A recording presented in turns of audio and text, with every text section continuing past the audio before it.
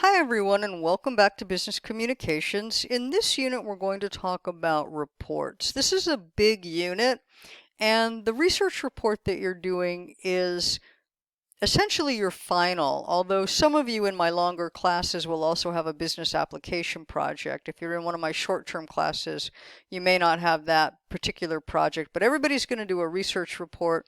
It's worth 100 points and it's essentially your final. So you want to pay attention. Again, I'm on our Canvas homepage. Assignment chapters and due dates are right here. You have two chapters for this unit. Chapters 9 and 10 talk about reports. Now, you've got a choice of 3 topics, and your choice of topics is right here. So go in and read those and pick one. And then you're going to do some background research about your topic. What makes this unit or this report different from other types of reports that you've written is, in addition to doing background research or secondary research about your topic, you're going to do your own primary research, and for that you need a research tool. And so we're going to make a questionnaire. And I'm going to go ahead and open this up because I've got several links here for you. Your questionnaire should include both demographic and psychographic questions. If you've studied marketing, that'll sound familiar. And there's a tip sheet on how to write a good survey or questionnaire.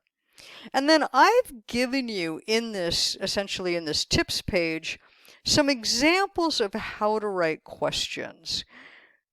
I recommend that you include 15 to 20 questions in your questionnaire. If you have fewer questions than that, you're not going to get good, accurate data.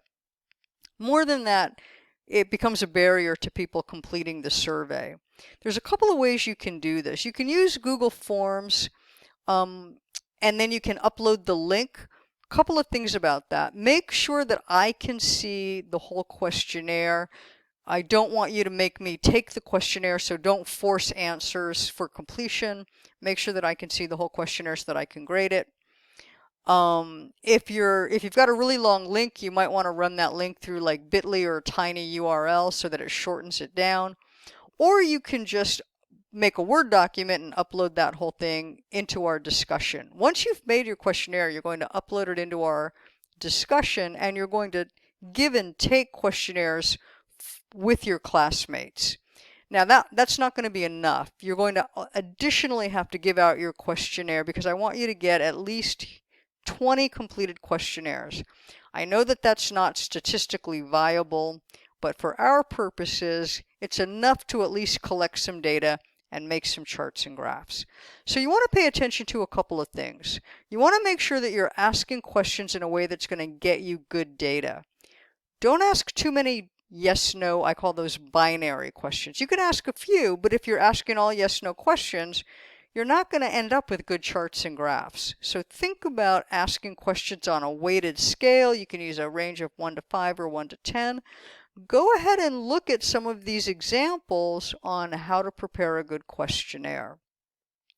Once you've got your questionnaire, oh, one other caveat. I don't recommend that you use something like SurveyMonkey. I don't want you to have to pay for this. Make your own questionnaire. Don't pay anybody's software.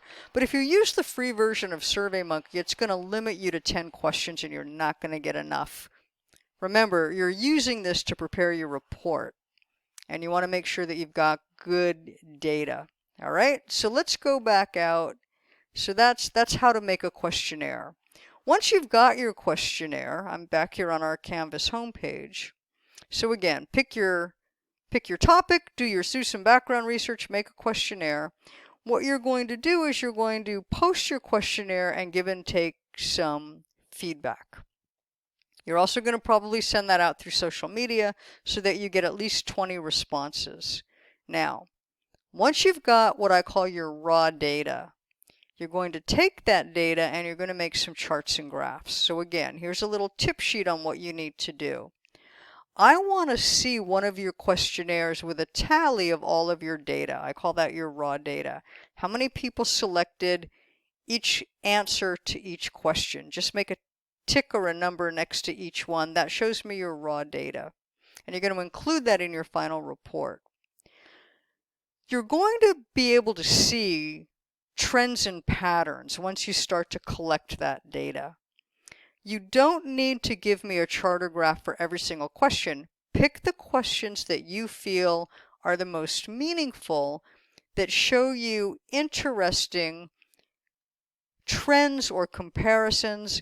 I want to know what your insights are. What are you learning from the data?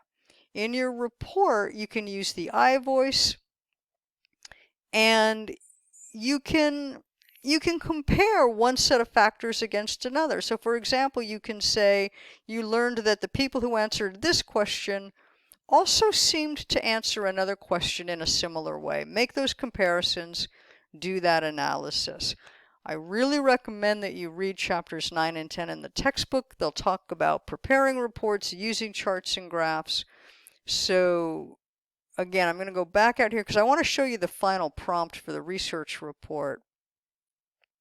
All right, pick your topic, do some background research, make a questionnaire, post your questionnaire, get the feedback, prepare your charts and graphs, and then here's the final report. Now again, we're going to use business report formatting. You do need a works cited page. Those are the same links you saw before. And here's an outline of everything I'd like you to include with some recommended page guidelines. All right, you're going to give me an introduction, some background information. You're going to describe how you collected your data. You're going to give me a sample questionnaire with your raw data. Show me your tables, charts, and graphs. I recommend 6 to 10 charts and graphs. You don't need a graph for every question. Pick the ones that are most meaningful. Please don't use all pie charts. Sometimes people make the mistake of using Google Forms, and then Google Forms will default to giving you pie charts. That's not necessarily the best representation of your data. I want you to really think about, do you want a bar graph? Do you want a pie chart? If you're using a Word document or PowerPoint or an Excel spreadsheet, Word or Excel or PowerPoint will create tables, charts, and graphs for you. Let me know if you need help with that. I can easily show you how to do that. You have to plug in your data. The most important thing is that you do the analysis, all right? So here, pay attention to this. What did you learn from the research? I want you to look at your data and analyze it and tell me what are the patterns and trends, what's your understanding, and then you're going to make a conclusion. So follow my prompt, use this as an outline, and you'll notice that if you do everything I've recommended here, you're going to come out with a report that's about 10 to 15 pages. So it's a comprehensive report. Here's my rubric for grading it. Let me know if you have questions, but you have a lot of work to do, so make sure that you allow yourself plenty of time, and I look forward to seeing your work.